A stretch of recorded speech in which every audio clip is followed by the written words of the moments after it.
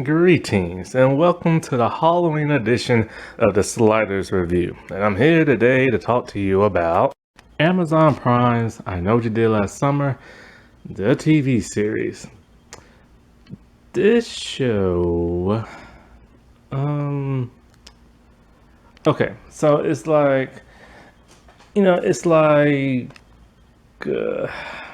okay, when it comes to this show, okay.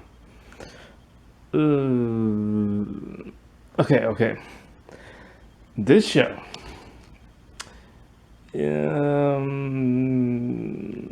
what the world did I just watch? Okay, so I've been worried about this show ever since I heard about it. Because I'm a huge I Know What You Did Last Summer fan. It was a great movie. It came out after Scream. And so, like, I was afraid that this might turn out to be like Scream the TV series or like Pretty Little Liars. And I thought to myself, okay, look, if they don't make the same mistakes they did, everything should be good. I mean, look at Slasher on the Canadian show. That's amazing. Well, they made the exact same mistake that Scream the TV series did and Know What You Did Last Pretty Little Liars. What's that mistake? Well, when it comes to Scream, it's a teen drama first. Actually, tell you the truth, they're not even teens. They're adults in college. It's a drama first that just so happens to have a slasher. And when it comes to Pretty Little Liars, it's trying to be mysterious with jump scares and all this other stuff, but it just comes off as being desperate.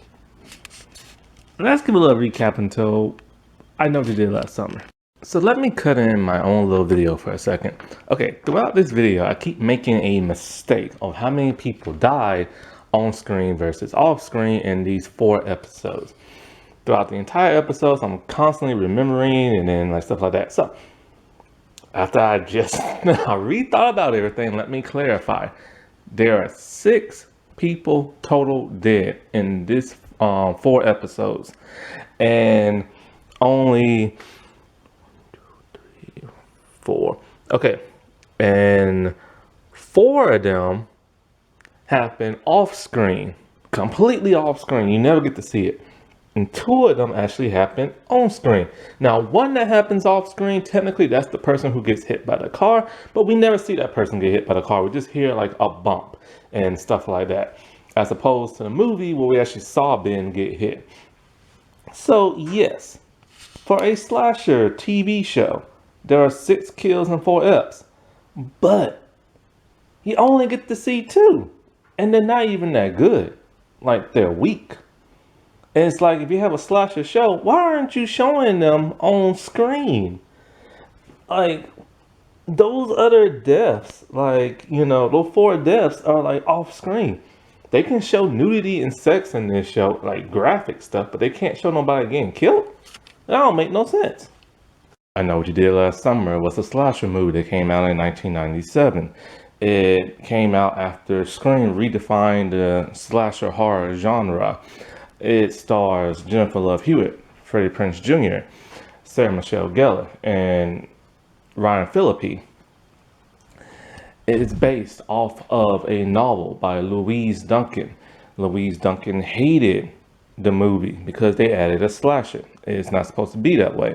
It's supposed to, everything that happens in the movie happens in the book. But it's just like, I think like a relative of somebody who's tormenting the 4 teens, and that they are like, sending that person messages, and they're supposed to be in high school.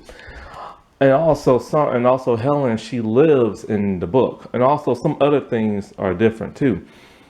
Like I said before, Louise hated the movie. If Louise were to see the TV show, she has sadly passed away now, because she passed away in 2016.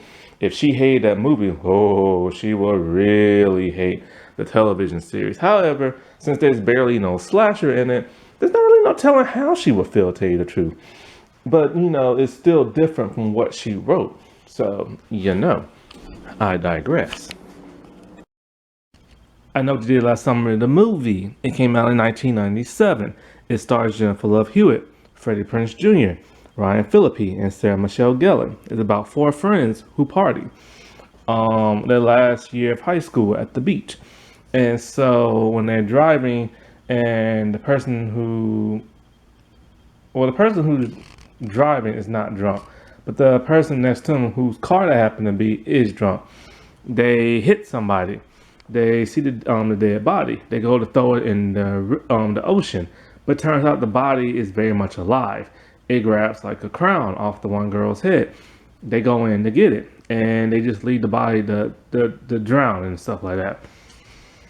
After that, a year passes. They are no longer friends. They went their separate ways. They reunite because one of them gets a letter talking about, "I know what you did last summer." So first they blow off thinking it's nothing. Then when one of them gets attacked by a person wearing a slicker, a fisherman outfit with a giant hook, because in that town there's a legend of a person with a hook, but just an urban legend. And when that person attacks that person, they notice it's for real. And so they spend the entire movie trying to figure out who this person is. Turns out it's the person who they ran over. He was never dead, and he's killed before. And so he kills two of them. He chases after the other two, or mainly just that one. He fights the other one. He gets his hand cut off, and they survive and don't tell the police what really happened. A sequel happens, and he lures them to like an island. A bunch of killing stuff happens, and it's revealed that his son was helping him as an accomplice. They kill him, and that's it. There is a third movie that's complete garbage. Basically, with that movie, what it did was said that Ben Willis, the fisherman, the killer, is actually some kind of demonic ghost, and he comes every like summer to like kill people. It's stupid. It's stupid. It's stupid. But I Know What You Did Last Summer, the original one, is very good. This show is created by Sarah Goodman. She also created Preacher. That's why I don't like it. I don't like Preacher. Now, the thing about this show, like I said before, I was worried when I saw the trailer. 'Cause it looks like it was just going to be a TV drama who just so happens to have like a slasher in it. And that's basically what it is. And that's the same thing that Scream, the TV series, did and why it failed. A slasher is supposed to be a slasher first, and your character is supposed to be developed within that period of time that you have. It is not supposed to be the other way around. It is not supposed to be this dramatic drama with a slasher who just happens to appear, but little to no kills. And that is what Scream did. The kills were weak at times. When they were good, they was good, but it was mostly just weak. The kills in this show, there are three. Okay, here's the thing. Amazon put out 4 episodes first, and then they're gonna start coming out weekly. I got worried about that. I'm like, why are you gonna send out the first 4? Is the first one not good? Your first episode, that pilot episode, is supposed to hook you in. And apparently it did not do it. I watched all 4 episodes in a row. It did not do that. This show is so weird and desperate. It's desperate. It's desperate. It is desperate. And so, like, 3 people die within these 4 episodes, but you only see 2 die. One is kind of okay, but not really. And the other one happens so fast, you don't know what the world just happened. And you don't know what kind of weapon is used. It's just basically like a slash. And it's like, where did that come from? And the person's dead. The third one happened off camera, but it's the most gruesome one of them all. And it's just like, it's such a weak thing. And Slasher, the TV series, is so much better when it comes to kills and storytelling. What don't make no sense out of this is this has to have an R rating. Why? There's bad language in it. There is graphic sex. I didn't even use the phrase clickety clack. I just went straight up, and I didn't want to use no in the window. I'm just letting you know straight up. There is graphic sex and nudity. So why did they go weak on the kills? And I think I probably know why. It's because of the CGI used to do the twins. This show has a set of twins played by one person. The CGI is so good on that, you can't even tell it's CGI'd in. And so I think they decide, okay, our story's weak. The CGI costs too much money. Let's just like not be so gruesome with the kill, since the nudity and stuff is probably gonna like piss people off or something like that. Something happened to where they made the kills weak, and this is on a streaming site, Amazon of all things. So I don't get that. Now, when you watch the pilot episode, I'm gonna try my best not to like go into extreme detail in every episode. I mean, I got 4 pages worth of notes and stuff, and the other ones in like memory. And I'm gonna try my best not to do like a long thing because I don't want no hour-long video. But anyway, I might talk a little bit fast, like I'm trying to do right now. So basically, it's like this. In the movie, remember how I said like they party on the beach, they drive, they hit the person, and stuff like that? That happens within a couple of minutes. 5 minutes at the most, 3, maybe 3 at the least in the movie. It takes 28 minutes for them to get on the road and hit somebody in the pilot episode. That is too long. Why is it too long? Because they had to build up the character development of who the main girls are. And it took too long. You don't need that. You know, the great thing about both Scream and What You Did Last Summer and Urban Legend is you go throughout the series finding out who these girls are, but you barely know who they are because they don't give you too much. They only give you enough. A tiny little bit to let you know who these people are. This show lets you know extremely how this one, like the twins are basically and stuff. And it just takes too long. There's too much drama in this, and it need to be. And if you wanted that much drama, you spread it out throughout the entire season, not in the pilot episode. And it goes on for the entire pilot episode, and it goes on. You find out more stuff. It goes out throughout the rest of the series, and it's just like, dude, get to the killer. In fact, we don't even get to see the killer in these 4 episodes. In the trailer, there's a person what appears to look like wearing a slicker. So we know at some point in time a fisherman type person is going to show up. However, it is not who you think. It's not the person who gets hit by the car. That would be too on the nose. So they had to change that. I'm okay with them changing that. They had to change that up. But the setting and location makes no sense. Now, and I know what you did last summer in the movie. It was set in this old fish catching type town. Like a swamp watery type like place, you know what I'm saying? It's old, it's like very like hick type place, you know. It's just where you have like a bunch of boats and fisher people and fish and all this other stuff. Like it's like that type of location. This one is set in Hawaii, and it's nice to get out of like, you know, certain places and try something new. You don't really see too much stuff filmed in Hawaii, so that was like a cool thing to see. But when you see the Hawaii, it's trying to mimic that look of the movie instead of bringing in what makes Hawaii Hawaii. You know, this is kind of like the seat, like the I guess you could say the lower class part of it. You know, and that's fine except for one of these characters is extremely rich. Like I kid you not, that house is amazing. Now. Okay, before I start getting into this and bashing it, because I will, let's get into some good things I like. I like the acting. Whoever Mason Eisman is, boy, she does a great job playing twins.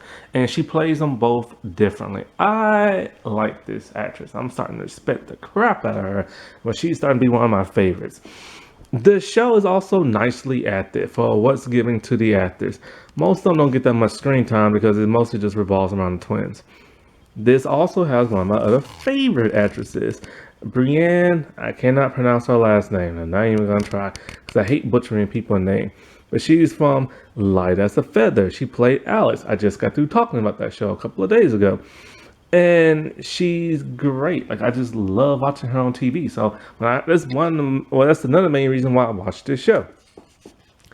And so like, it's really cool to see her play a different role. Although she reminds me of this I can't talk right now. She reminds me in this show of Brenda Song when she played something Tipton on that Disney Channel show, London Tipton. I'm just like, well, you're gonna have her kind of look like her a little bit and act like her. Why not just get her and stuff, you know? Another okay, so let's see another good thing. Okay, even though there is way too much nudity and there's really no point for that much, because like I will get into that too. So it's like, I'm not a prude. That's cool to see when it's important and it serves a purpose. At times, there's a lot of nudity in here that serves absolutely no purpose whatsoever, just for the fact to say, "Hey, look at this, we put that in there." Another good thing I like, this is very diverse. The entire cast is like people of color except for like two. And that's the big stepping stone because in the original, I know they did on some of the movie, it was all white. Period. There was only one black person. She shows up for 20 seconds and she's out the rest of the movie. That is it. And she was just there to play the best friend. I kid you not. The whole movie is just like white as white can be. The second movie, they improved. They had four people of color, three black, and one who's like half black, half Hispanic or something. And so this movie needed diversity big time. They have an Asian actress. There's a guy, he might be Asian or he might be Native American, I'm not sure. Now the Asian actress, she's Asian and indigenous, I believe. No. Indonesian, I believe. Yeah. Brienne is Indonesian and Chinese. And let's see. There's a half black, half white girl in here.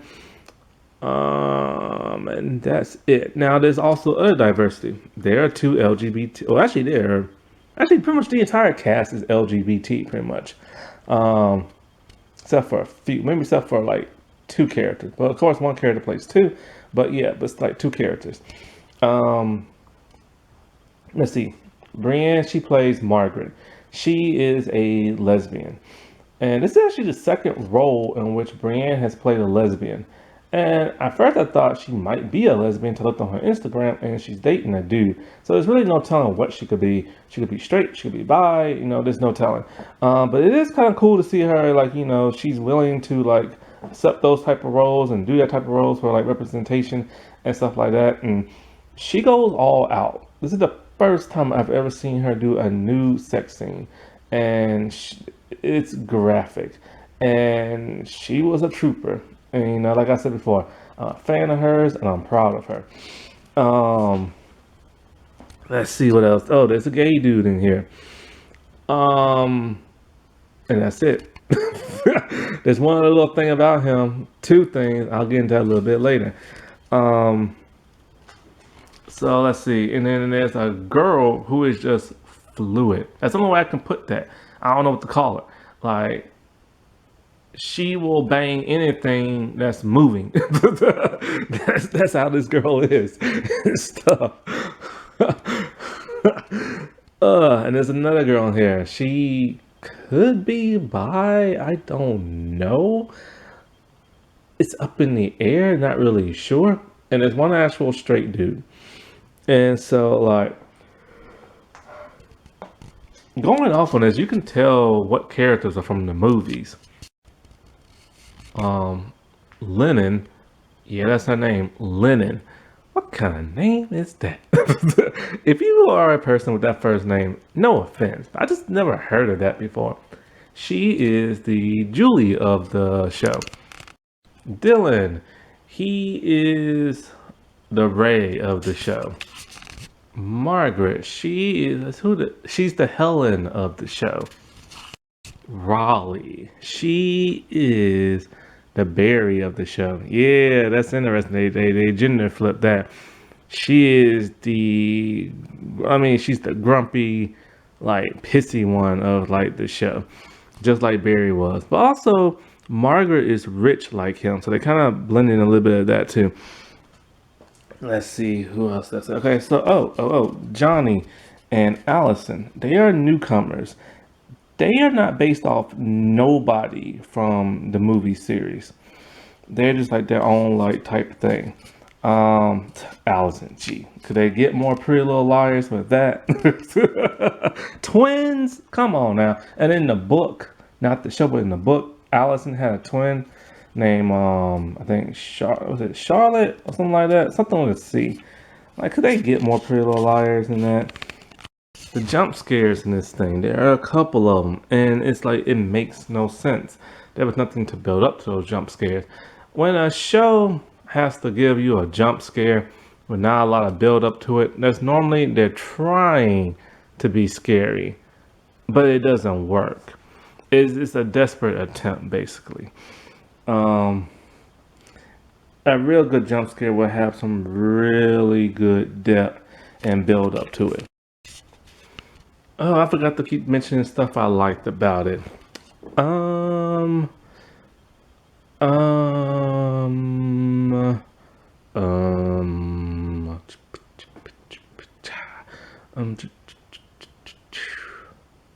I think that's it. Oh God. Okay, let's get into the bad stuff. So Sarah Goodman, I looked at more of her credits, and she did what is it called? Gossip Girl back in the day. Now I've never watched that. I heard it was really good. And so like I guess that's why this show has so much of that teen vibeness to it. And but when you watch this show, like the stuff that is going on, like I said before, if it was something else other than I Know What You Did Last Summer, it would be a little bit pleasable. You know what I'm saying? It would be somewhat good. But because of what she came up with for I Know What You Did Last Summer, it just doesn't fit. So she is now about to get the chalkboard of shame. Because I mean, she wrote 3 episodes so far of this series. The pilot, the second episode, and the eighth one that has not come out yet. There's only 8 episodes in this whole season. Now, I'm only judging based on these 4 episodes. Maybe the last 4 will be good, but so far it's not. This is just a weird, lame, desperate show. I mean, even like I said before, even the titles don't make no sense. One is called like shrimp salad. What is that about? And one's talking about, oh, the gorilla head one. The gorilla head will not do. There was no gorilla in this episode. There was no shrimp in that one episode. And the whole dog poop thing. And like, it's Thursday. They didn't even make no reference to it being Thursday in the pilot episode. Why is the pilot episode called It's Thursday? Like, I'm sorry. This woman is starting to turn into like some of the worst showrunners I've ever seen in the past. And she worked on the Hardy Boys. And you know I don't like that show. Now, Neil H. Mortiz, he is the guy who produced I Know What You Did Last Summer and I Still Know What You Did Last Summer. He wasn't involved in the third one. And at least I don't think he was. But here's the thing. He's an executive producer on the television show I Know What You Did Last Summer. And it's kind of like, dude, you know what it's supposed to look like. You know what it's supposed to feel like. How could you do some crap like this, you know? So he deserves some of this shame as well, because it's like he knows better. He knows better. And executive producers have a lot of like pull as to what happens in a television show. I just don't get it. Like, it's not that hard to write horror. It's not that hard to write suspense. And it's not that hard to do a reboot. And you know what the sad thing about all of this is? It's like, because this show is a reboot of a huge franchise that was started by people who are white, a reboot that can be considered woke because there's lots of LGBT people and there's lots of people of color.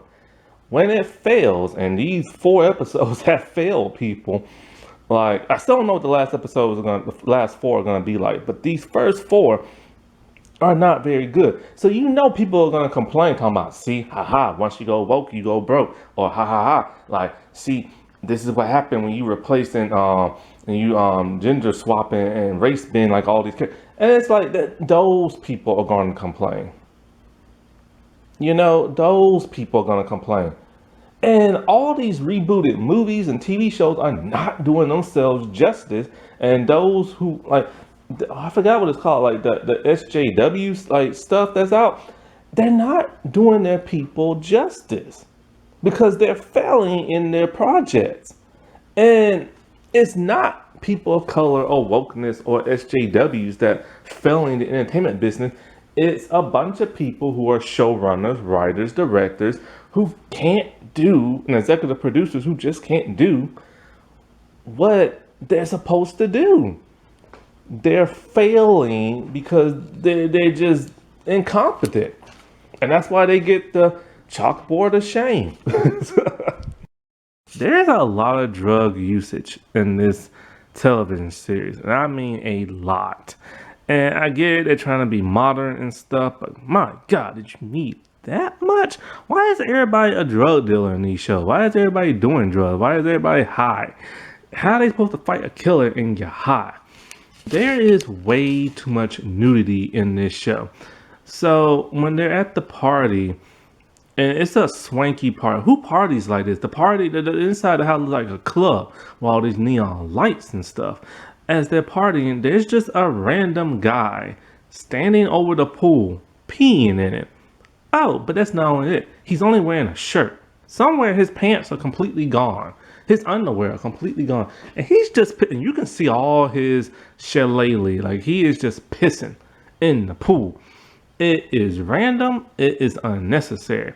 Now, I've been to clubs before, and I've been to house parties before in college.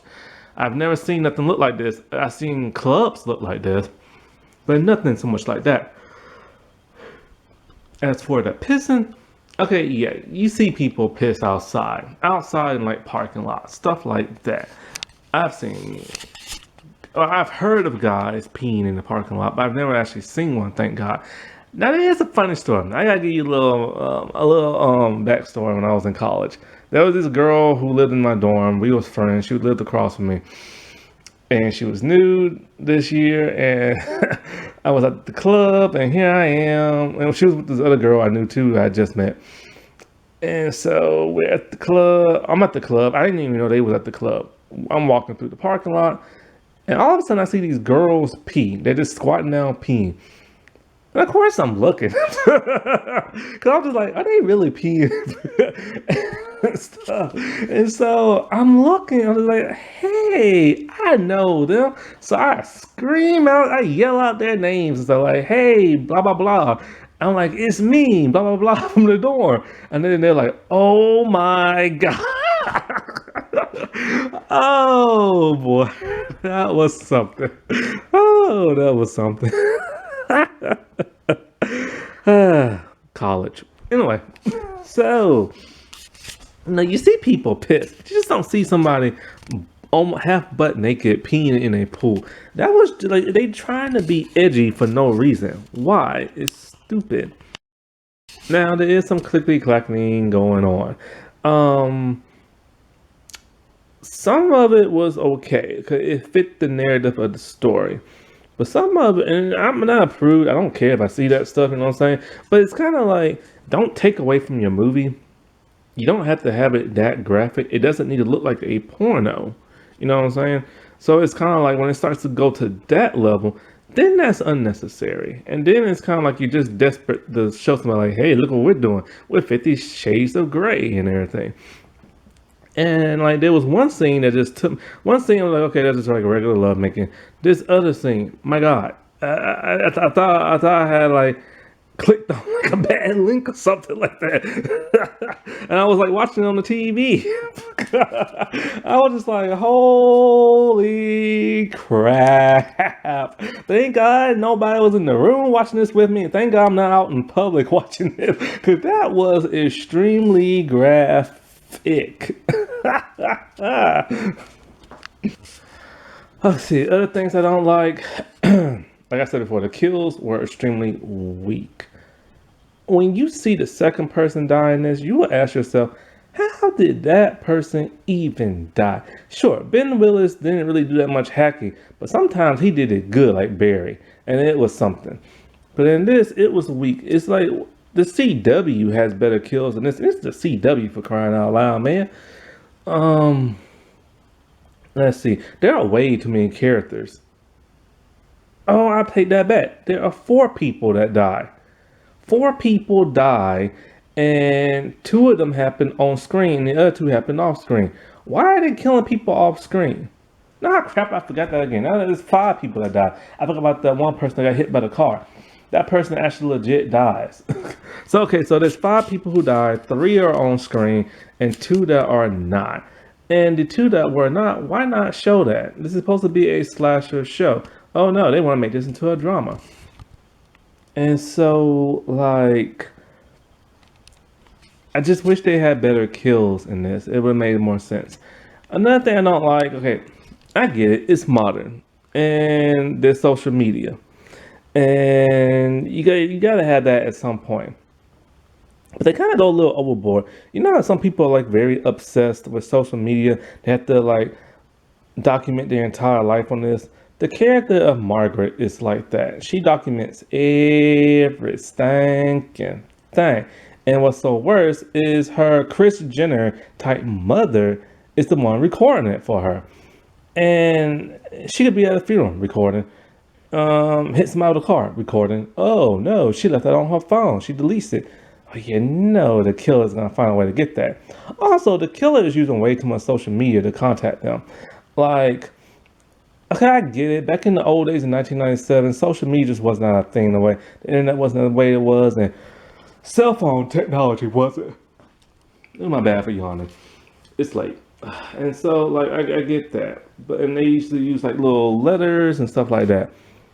Sending the whole letter of "I know what you did" or "I know what you did like something" or "I know," it just felt more real. You know, they held it in the hand, they looked at it. It's in a certain handwriting. It was creepy. It was sent through the mail. This is not just sent through like the phones and all this other stuff and all this high tech stuff. And you can't even really read the screen because they don't put it up on they don't blow it up for you to see. So you kind of like squinting, have to go up to the screen just to look. And it's just like a waste, man. And not only that, but it reminds me so much of Scream and Pretty Little Liars. They do that with the whole text messaging and sending things through tablets and stuff like that.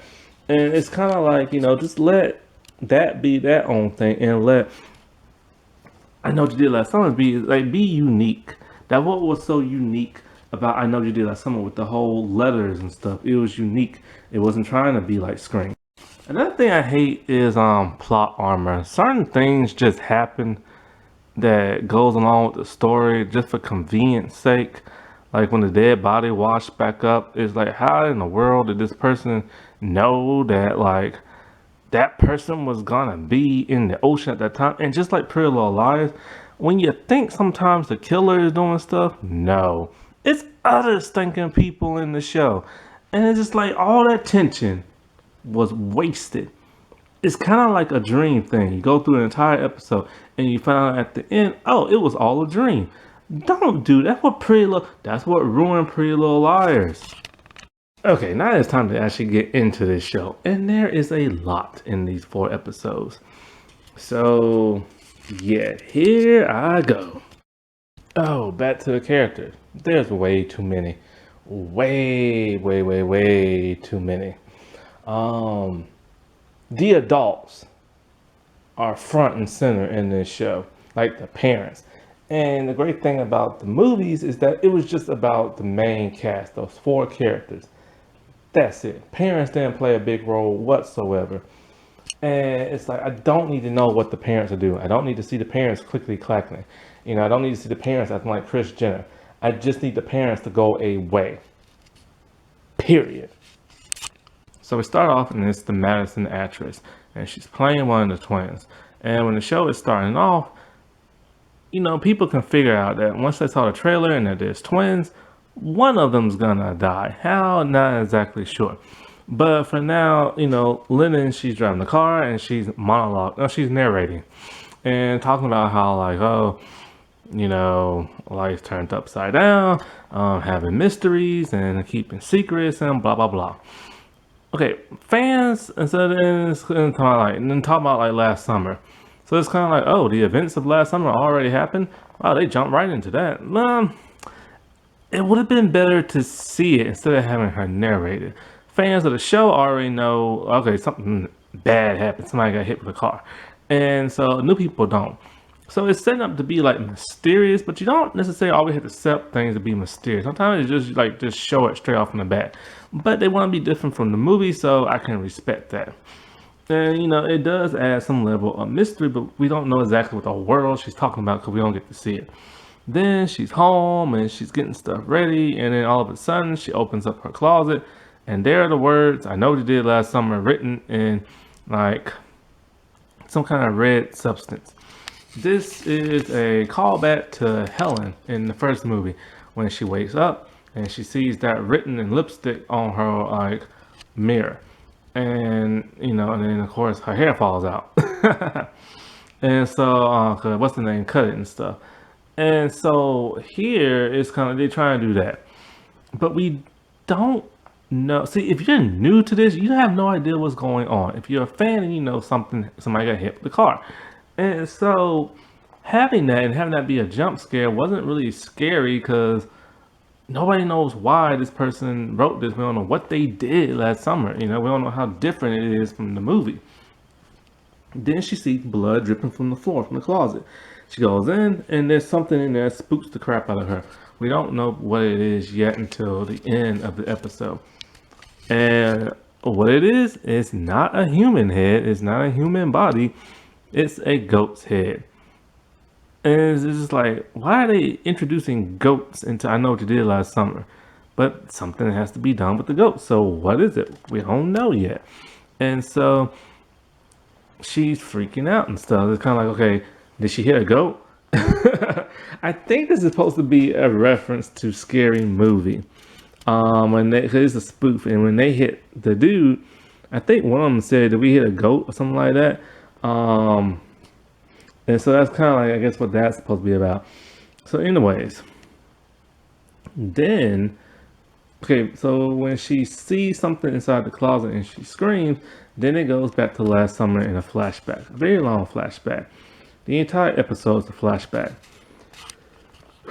And so like we see the party stuff happening. We see the dude pissing in the pool. We see Raleigh putting down drugs somewhere so somebody can get it. And then we see a whole lot of stuff happening. We see what appears to be Lennon, but it's her twin sister Allison. And her and Margaret are just like humping each other. They're kissing and making out. So then it's kind of like, oh, okay, so Allison is like a lesbian, and so is Margaret. Then we meet the rest of the characters. We meet Lennon, we meet Dylan, we meet Riley, and we meet Johnny. But then Margaret and Johnny starts to act kind of like weird towards each other. So it's kind of like, oh, are they a couple? Like in this series, you can't really tell who's dating who because everybody's just smushing each other, And so like, it's really hard to figure out like who's dating what and stuff like that. Now at this time, we don't know Johnny's gay. Won't find out until the next episode. So this whole time, I thought he was dating Margaret.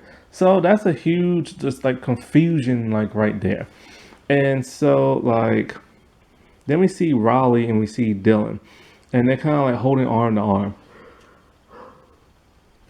making it seem like they're dating, and they're not.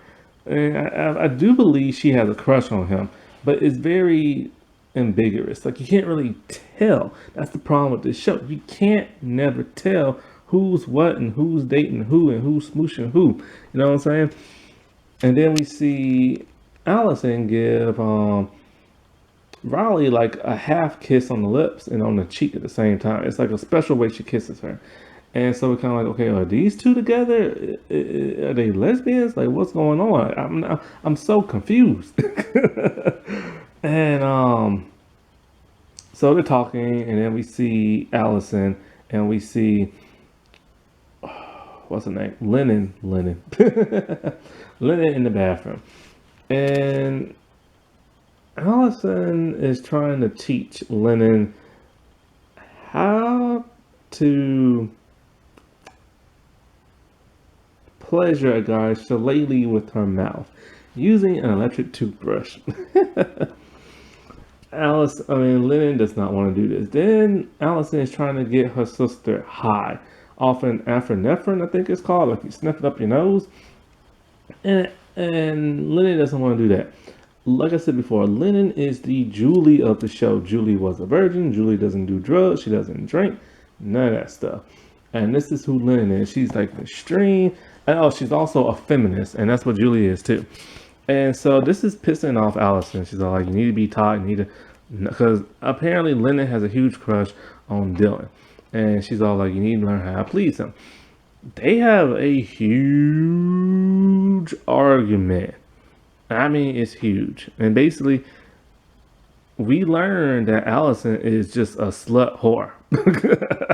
And that's putting it politely. She is very fluid. And Lennon tells her, you know, you always screw people over. You use people, you manipulate people, and you bang people. How did you pass that test? Boom. She banged the teacher and everything.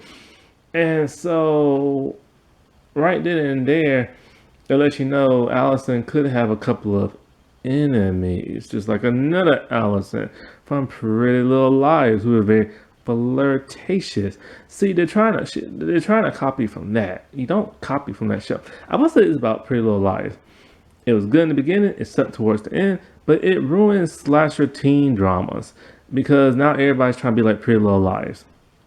And I keep calling this a teen drama, even though it's not. It's just an adult drama. But they feel like teens in their thing. They act like teens. They're short like teens. But they're at their graduation party. Also, by the way, the graduation party, the mom is totally okay with this. The mom is like one of those, oh, Kris Jenner type hip mom. The dad, Lennon's dad, is okay with this too. He's there, like drinking along and stuff. And it's just like, he acts more like the best friend than he does the dad. We'll get into him a whole lot more later. So, the huge argument.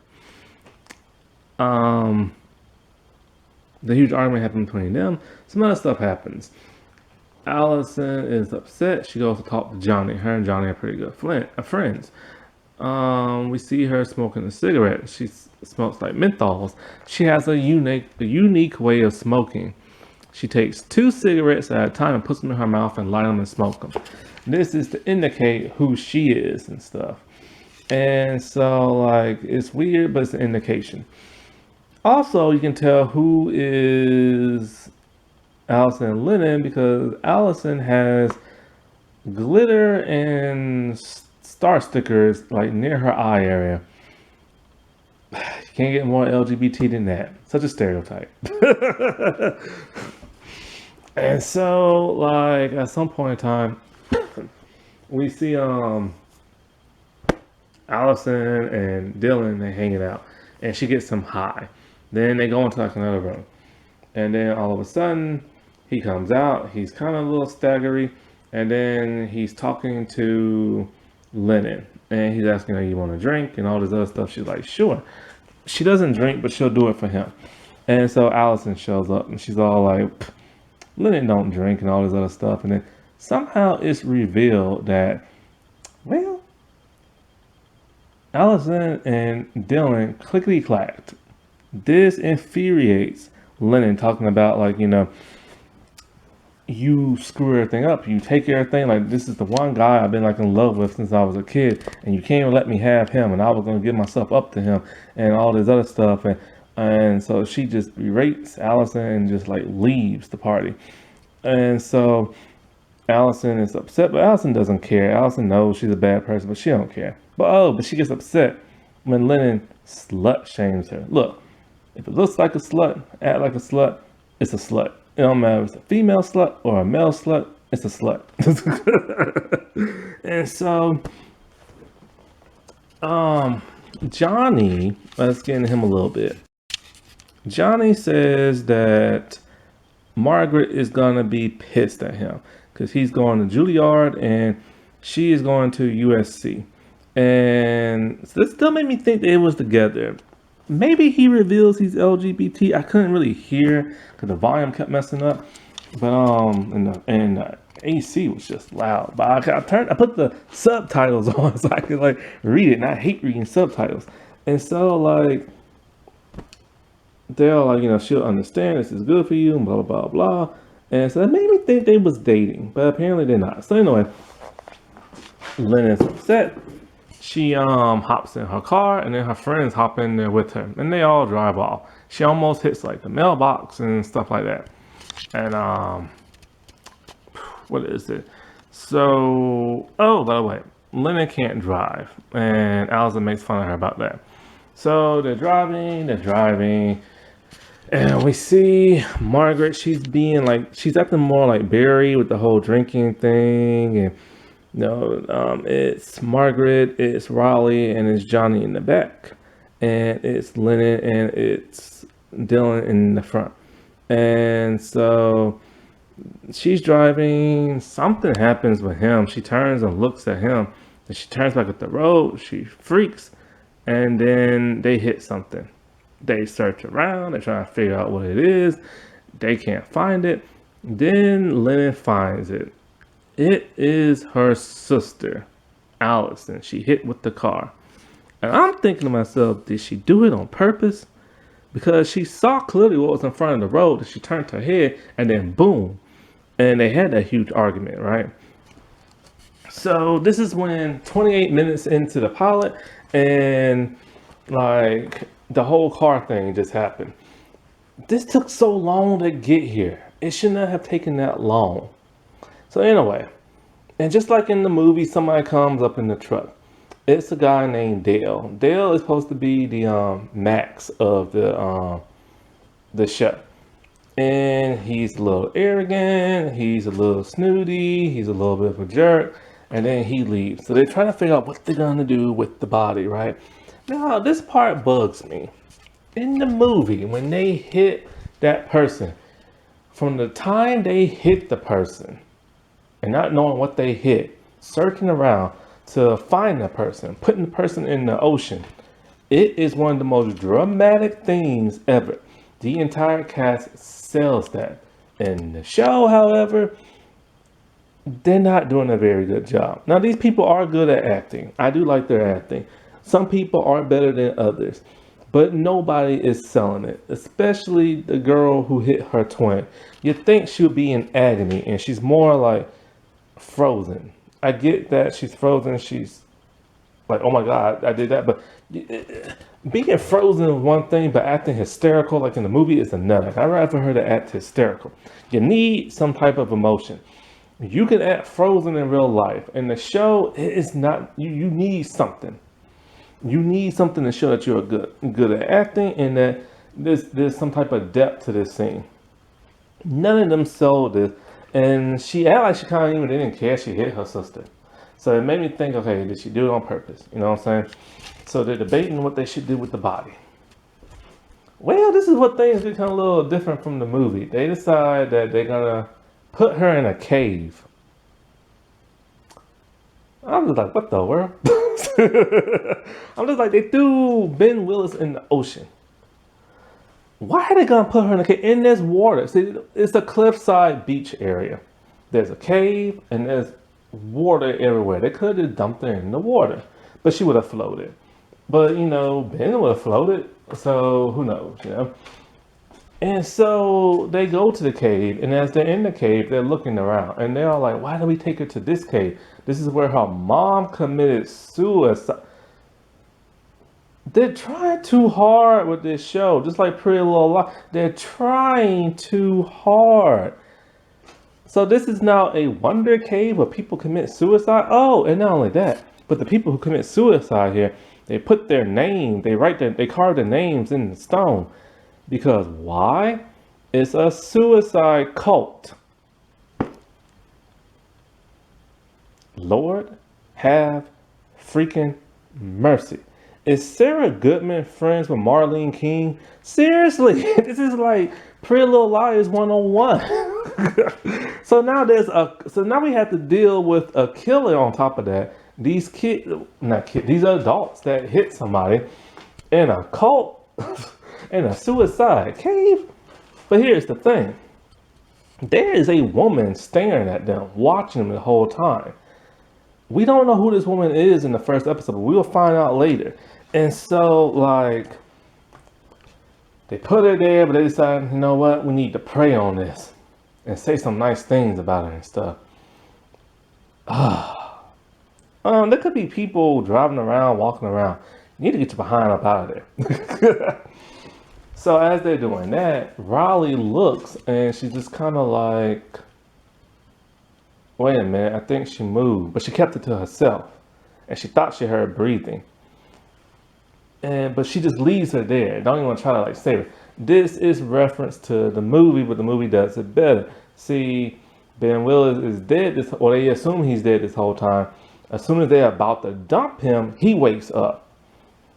And he grabs Helen's like crown and he's in the water and he's drowning. Barry goes down in the water and he's drowning like a big giant doll. And next thing you know, when Barry touches the crown trying to pull it, his eyes pop open. He's alive still. And Barry freaks out, gets out of there. And he leaves that alive man to drown and die.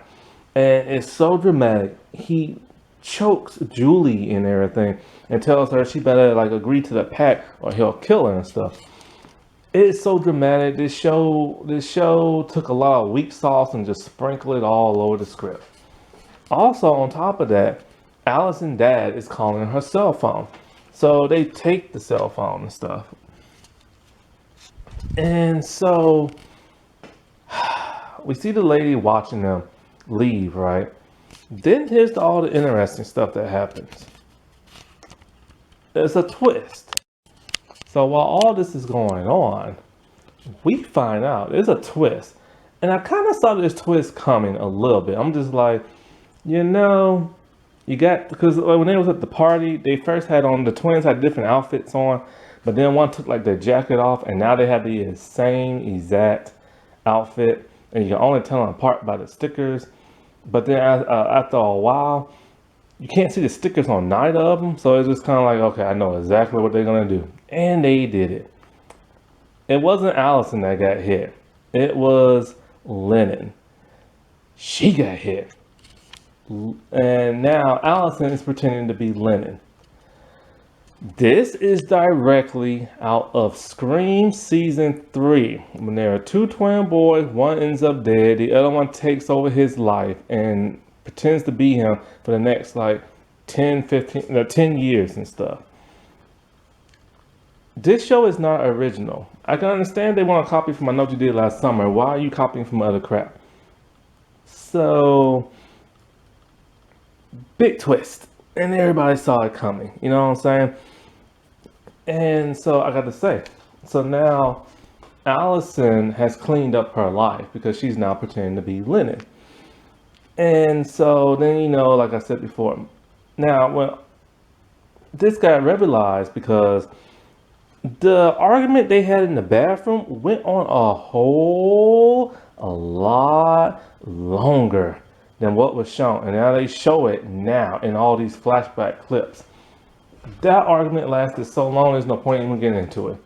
And so basically it was like Allison got upset. She went outside to go talk to Johnny. And then she decided to leave the party. And when she tells her dad straight up everything that happens.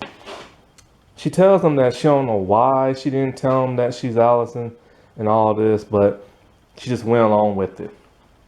And she said, you know what, I'm ready to go to jail. I will go to jail, it's my fault. I was drinking, I was high, I was driving, I wasn't paying attention.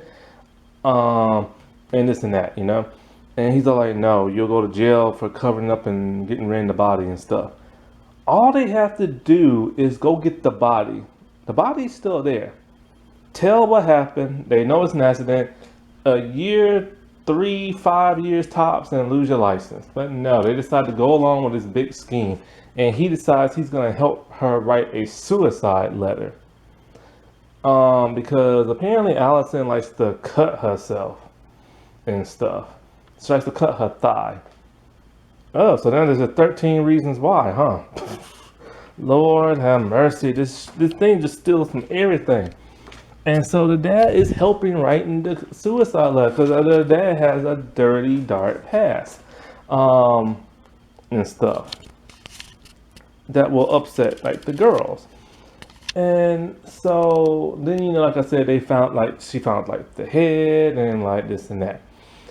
Now, so that was the first episode. Now, in the second episode and every other episode, basically this is all what happens. We find out when it comes to the goat.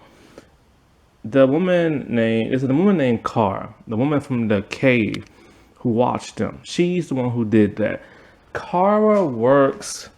God, I forgot. I think she works for Dylan's mom or something like that. No, she works for somewhere. And she's this strange hippie woman who Lennon and Allison dad knows. And apparently she says she did, okay, this is what also. Oh, Lord have mercy. So at some point in time, Allison goes to see Dylan because after the whole I know what you did last summer and the goat hit, she starts to talk to her friends, tell them all this and that. They're all in the room together. It's like a nice little scene from the movie. And they start discussing it. They don't really believe it. And then all of a sudden, she talks to Johnny, and Johnny feels that, this might be real, and he talks about how he's about to get married and all this other stuff, and how him and everybody else don't talk to each other. And then we find out he's gay, about to get married to a dude. So then Allison, she goes to Dylan's place, and there she sees like a goat. So she's assuming something's connected somehow, and the goat has like this type of like thing it's licking and stuff like that. Now, Dylan's mom is a hippie and a nudist. And so there's a scene that comes completely out of nowhere. So there's this truck that keeps following Allison. My bad. It's cold today, man. Like, it's cold and windy, and I got a sore throat from that. Anyway, so my bad about that. So there's a truck that keeps following Allison around. And at one point, it almost like runs her over. Reference to the movie, What Happens to Barry. Now,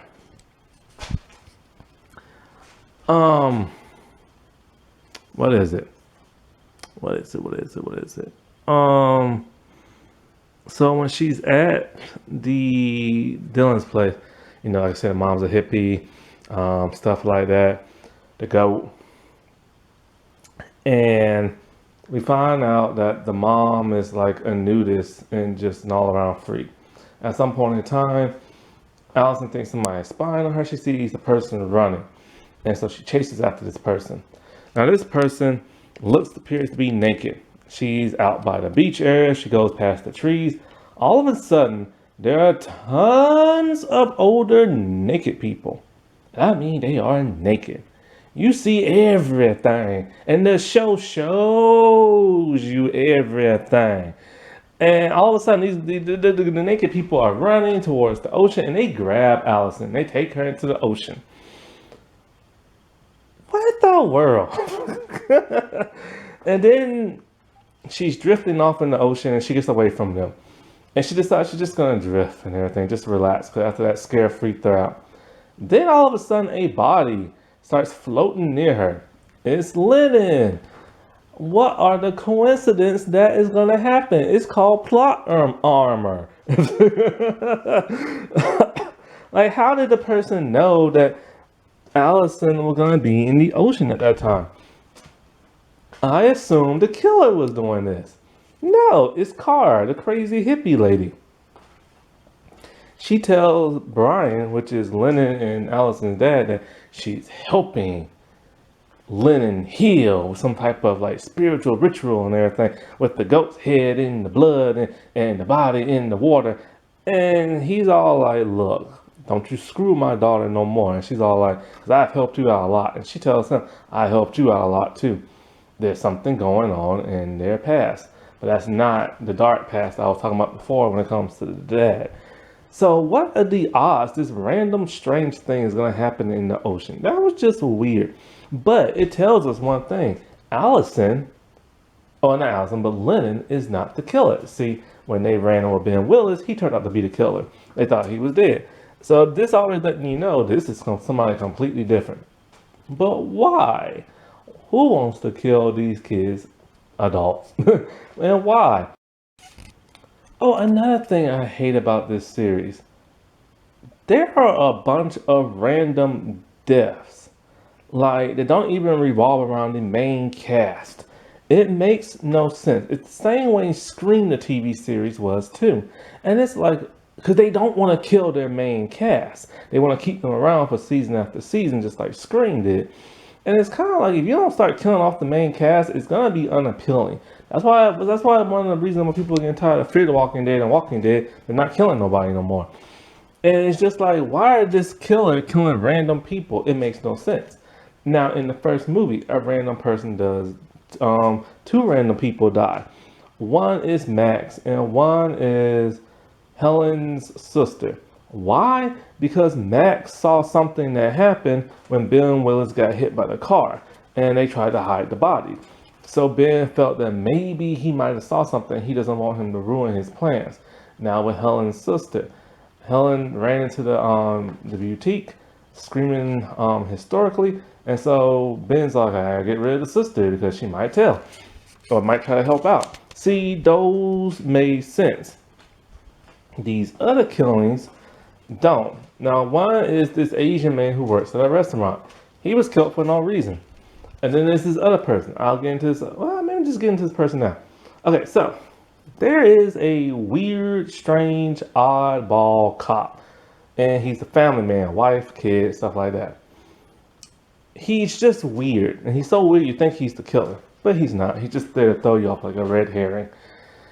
Now, Raleigh, remember I said she's half black and stuff? Well, something happened at their place. Now, her mom is named Courtney. Courtney is this woman who just doesn't care, period, about anything and nobody. She's also likes to do drugs, and Raleigh gives her drugs. And so they live in a trailer. And so Raleigh doesn't come from money. And there's a woman named Kelly there. And Kelly is apparently banging Dale, the dude who came in the truck when the body got hit and they tried to hide it. So anyway, as Raleigh is there, she's just eating, just doing her own thing, her own property. The white cop comes up. It's all like, I need to see some ID. Do you live here? And she's like, yeah, well, I want to see some ID. They're doing that. And then she gets an attitude with him, and then here comes the mom. The mom's white. Now, it probably would have been a little bit more dramatic if the mom was black, but they went with the white mom. And as for the dad, I guess he's a no-show, so it's a deadbeat black dad. Those happen in real life, so that's realistic, but it just paints a bad light on the good ones. But anyway, so then the cop decides, this is why it would have been more important if it was like a black mom. Then the cops are like, well, hold on, ma'am. I just wanted to see some ID from this girl. He puts his hand on his gun as he's talking to the mom, the white mom. So this is to show that white cops are crazy in the head and they're trigger happy when it comes to black people. Now, this is true. And it's important to show this, like I said before. But the way these shows do it, they're not doing it very well. There's no build-up. It just randomly happens so they can check it off a list. And it's just like if they were going to do that, let's see Raleigh constantly be rated because of her skin color. That would be important. Then they could show how the cop acting that way. But then they have her white mom saving the day just for her to almost get a gun pulled on her. And she's all like, are you about to putting your hand on your gun? And then she started whipping out her cell phone and recording it. It's an important moment. It's just done tacky and terribly. It's a check mark system. And it's a bad one at that. So this cop, he's just weird. He's just strange. And then the white cop dude, he starts to get on the nerves of like the black autopsy guy. And he's trying to tell him how to do his job. And the black autopsy dude's all like, you know, who in here is the scientist and who in here is a cop? So they're doing that crap. They're trying to show that this cop is a little prejudiced. And then all of a sudden this cop dies off screen. And it's like, why? Why did he die for it? Okay, he sucks as a character.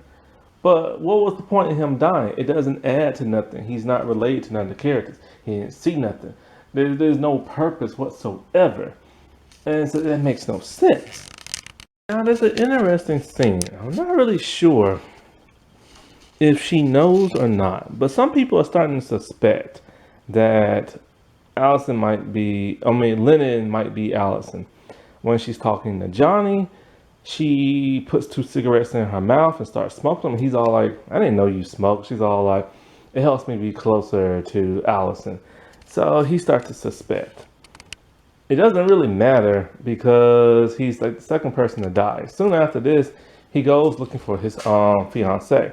And so there's a coach in there, and the coach is struggling. Why? Somebody put a giant weight on his throat.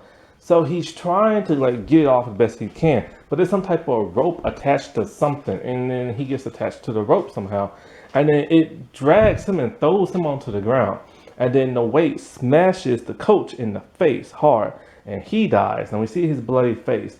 It was a weak kill. Then all of a sudden we see a person walking up towards Johnny and just slashes him. It's quick, it's fast, there's barely any blood. We don't know what kind of weapon it is. And Johnny now dies. And here's the thing.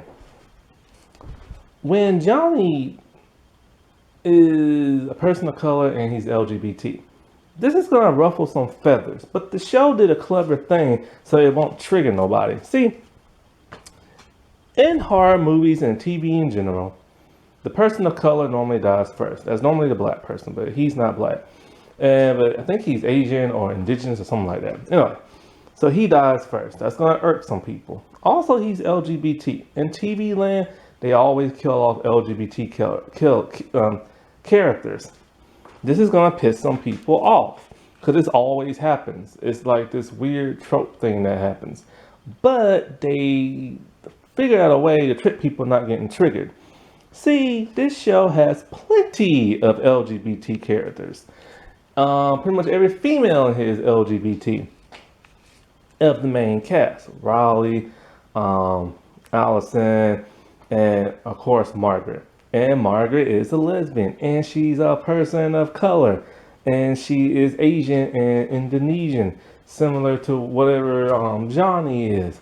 So they're like, okay, look, we killed one Asian, well, I'm just gonna call him person of color, 'cause I don't know what he is. We killed one person of color who's LGBT, but look over here, we have another one who's still alive and part of the main cast. So they trick people into not getting triggered.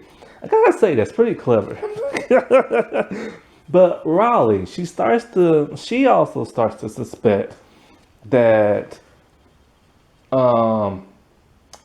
Lennon is Allison, to the point where she gives her drugs.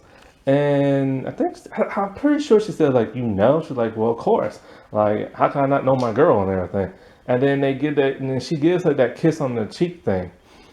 And so I'm pretty sure Raleigh knows, but then some crazy stuff happens towards the end of the episode that makes me start thinking, okay, maybe she don't know, and maybe Lennon really did do some drugs and just didn't know.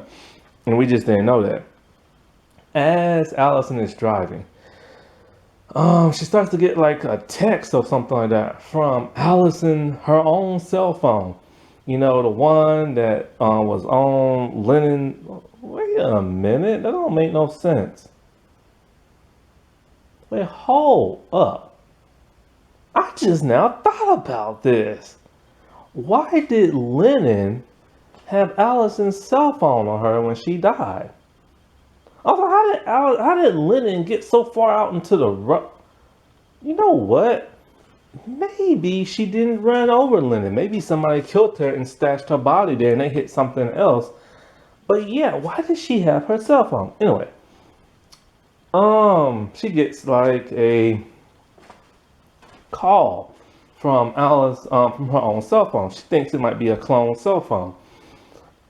And it's funny she says clone cell phone because you only hear that in Scream, and they do make a Nev Campbell reference in this.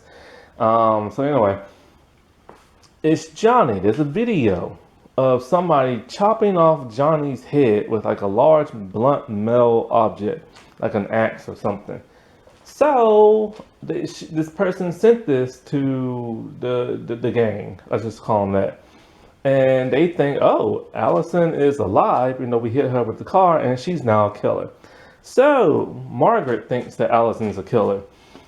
Raleigh is thinking, I don't understand why Riley would think that if she knows that Allison is pretending to be Lynn. See, I'm so confused. Anyway, and then, so people are, and then not only that, but other people are seeing this and they're starting to think that Allison is like a killer. So now she really can't come forward now. And her dad tells her this.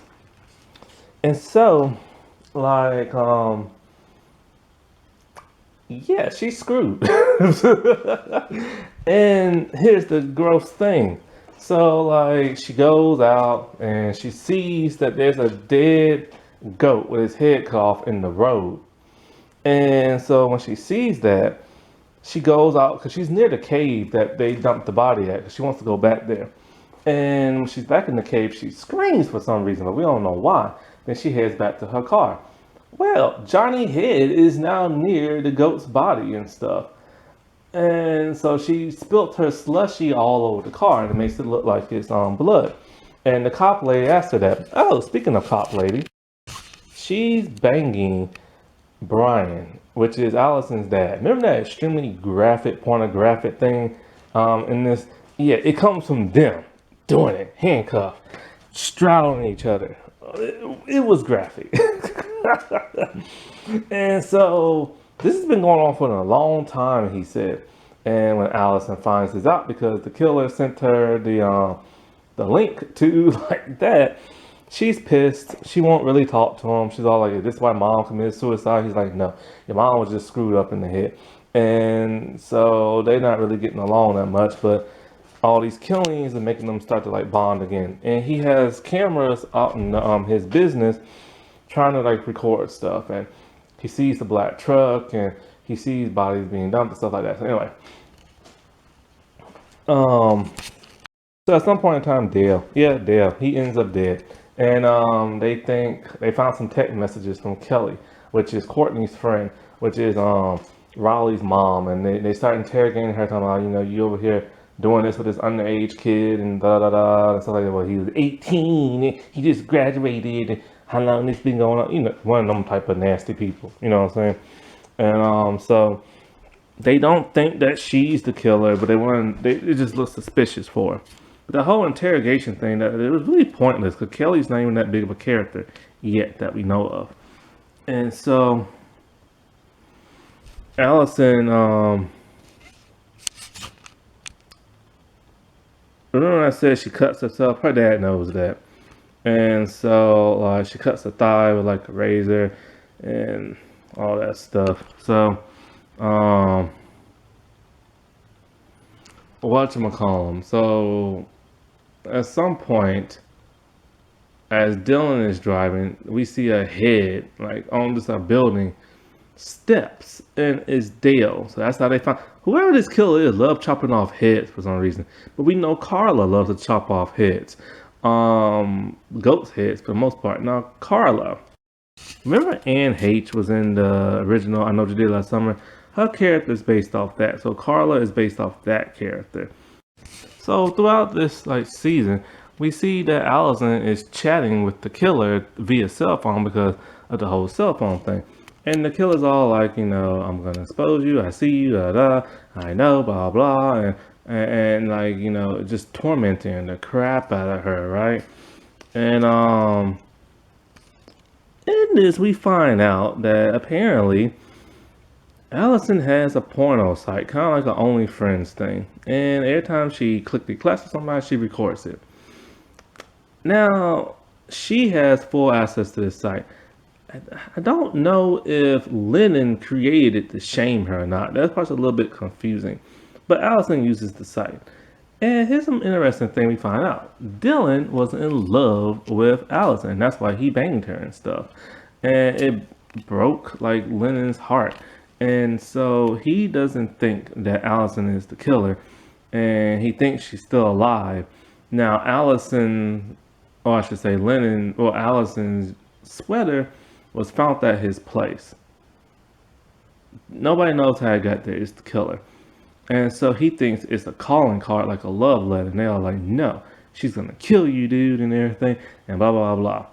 Something else interesting happens. Apparently Margaret and Allison didn't always get along. See, Margaret is very quick to blame Allison for like the murders and stuff. She's turning on her, but I don't know why, because she's always making out with her. Well, there's a very graphic love scene between them two. And so, like, they do it constantly. And Margaret is in love with Allison, and she tells her straight up. Now, Allison, no, wait, Margaret walks in on Allison and Dylan as they're high and doing it. And Dylan walks out and says, "Oh, I'm a bad person," stuff like that. Margaret's pissed. She's all like, "Oh, you wanted me to see this because you left the door unlocked and stuff, and you recorded it for everybody to see." And Allison's just like, whatever. Like, I don't care. And then they have a huge heartfelt argument. Well, Margaret pretty much tells her, "I love you, you love me. Why are you hurting me like this?" and all this other stuff. And it's basically just Allison saying, "This is what I do." You know what I'm saying? And so they had a huge argument. So they're trying to set it up that Margaret might be like the killer and stuff. Margaret is very self-absorbed in like the social media thing. She is constantly making videos and posting it and stuff. It's interesting to know what happens to her in the rest of this season because of the whole her being in love with Margaret and then the whole Dylan thing. But then as she's telling some stuff to Allison pertaining to be Lennon, all of a sudden they both just like make out with each other. And so it's kind of like, why is Margaret making out with the fake Lennon? Like, did they really have something going on or not? Like, we don't know, but we'll find out in a couple of other episodes. Or maybe she just like, "Oh, you look like what's the face, and I'm just gonna like do you," something like that. But either way, she's gonna get suspicious. And so Allison, she gets video because the killer keeps sending all this stuff. The killer sent her video of her and Dylan like doing it and stuff. And it's just like this person has been spied on her when she was at the party and set up a camera. So it's kind of like, who is it? Or did they have access to her feed? They probably just use Margaret's camera and stuff. So it makes people think if it's Margaret. So they're trying to set this whole Margaret thing up like she's a jilted lover type thing. That would have been cool if it was like another slasher, like properly all on his own, but not for this, not for I Know What You Did Last Summer. But pretty much, Dylan, he confesses to everybody that he was in love with Allison. So now Allison's kind of like, whoa. And that's pretty much it. This is pretty much all 4 episodes, stuff that happens. And it's just a bunch of random killings. It's a bunch of random stuff happening. It's some weak killings. It's way too much dramatic stuff happening and build up to something. And that something, we don't know exactly why this is happening. And nobody is trying to do detective work to figure out why this is happening. Now, I think this is 8 episodes, and we're down to 4 already. So these last 4 better pick it up like really fast, because it's just like nothing's happening. And it's kind of like, why make this into a drama instead of just a slasher thing? Why make these characters so complex? Like, it's just, they killed Dylan, so okay, he's not the killer. They killed the crazy cop dude, he's not the killer. They killed Lennon, she's not the killer. They killed Johnny, he's not the killer. And so it's just like they're starting to run out of people, but they got so many characters. It could be anybody, or it could probably be nobody that we know of, and it just randomly pops up. And so it's just like the whole aspect of them knowing what the person did last summer, it was more compelling just in the movie when the 2 girls do the detective work. And that's another thing. It's like, and this, okay, the thing about I Know What You Did Last Summer, it was always a female-led thing. But they always pair people off as boy, girl, boy, girl. And it was 4 people. This one gives you 5 folks, and 6, I guess, if you call it, like the twins. And so not everybody's paired off squarely. And so, like, nobody is trying to figure this out, really. Of course, Allison kind of is, but she's kind of doing it by herself. At some point, she's gonna have to tell her friends the truth so they can help out. But how are they gonna take the news? So far, it's only the dad helping out. But why is the dad a major character? You know? And so, like, just let the young people do it. I said the parents just need to stay out, in my opinion. And, you know, about that boy-girl ratio thing, when they pair it off, you know, it's boy girl, it was the two girls trying to figure stuff out on screen. Now, one of the guys tried to figure things off screen, and then the other guy just didn't care, you know? And it just felt more like there was just so much more going on in a 2 hour movie than there is this 8 hour like show. And it's just like we need them to hurry and pick this up. We need them to start doing some detective work. We need to actually see the killer. I'm shocked that we went 4 episodes and so far all we saw of the killer is nothing. The killer killed somebody, but we don't even see the weapon that's used and stuff. I don't even think the killer shows up in the trailer, I don't think. Some interesting, weird stuff happens in the trailer, but that's just more dramatic stuff. And this series is just not very good. It's trying too hard to be like other stuff.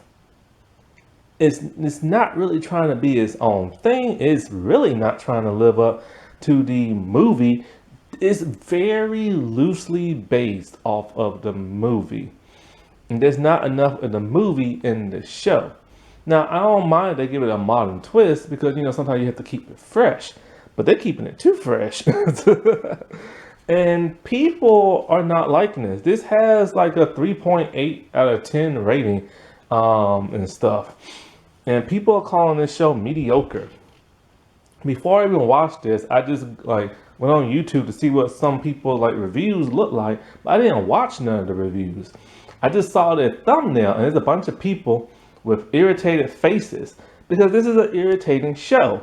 It's like there's crap happening in this show and we don't really know if all is going to revolve around why this killer is doing it. It's just doing it because they're trying to set up mysteries and stuff.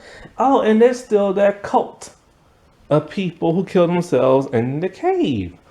And then we need to find out why the twins' mom murdered herself. So that's another mystery on top of all this other mystery stuff. And so it's just annoying and irritating and stuff. And it's just not written all that well. I will say they do talk like actual real people. So that's cool. They have real life type of situations, so that's cool. But everybody going around kissing each other and smushing each other, does that really happen with people? I know people hug each other a lot, but all that smushing and stuff, you know? And everybody's like in love with everybody, and everybody's betraying everybody. And I will say, I mean, what's really weird is that so far it's all focusing on the Allison character, which it should, because, you know, it focused on Julie. But then you have these other characters, and we're finding things out about them, but not so much interesting stuff like Raleigh. The only thing we know about her is that she doesn't know how to drive. She rides a bike. Her mom is a druggie. They live in a trailer. And she sells drugs. And she left what's-her-face's dead body there after she heard it move. And she might like Dylan. Maybe. Not really sure. And that's all we know about her. When it comes to Margaret, we just know she's self-absorbed in social media. She's a lesbian. She was in love with Allison. Pretty Little Liars. And that's all we know about her. Johnny. The only thing I knew about him is he going to Juilliard and he's gay. Oh, speaking of Johnny and Margaret, I was still confused as to their relationship because when she found out he died, she was devastated. She kept talking about like, he was my best friend and I loved him and I was in love with him. And I'm just like, y'all never dated. Y'all never did anything. You're a lesbian and he's gay. Like, that's it. So that kept throwing me off. I'm like, did they actually do anything? Like, I don't get it. I don't get it. I don't get it.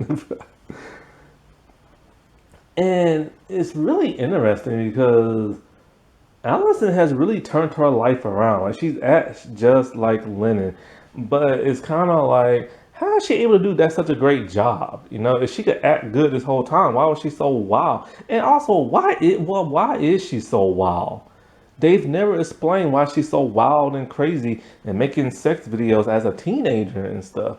Was it because of her mom's suicide? We just really don't know. It probably is, but the whole cutting wanting to feel stuff, it probably had something to do with the mom's suicide, which they should have explained more in 4 episodes, and they didn't.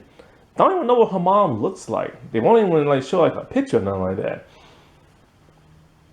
And then there's the whole Carla thing, which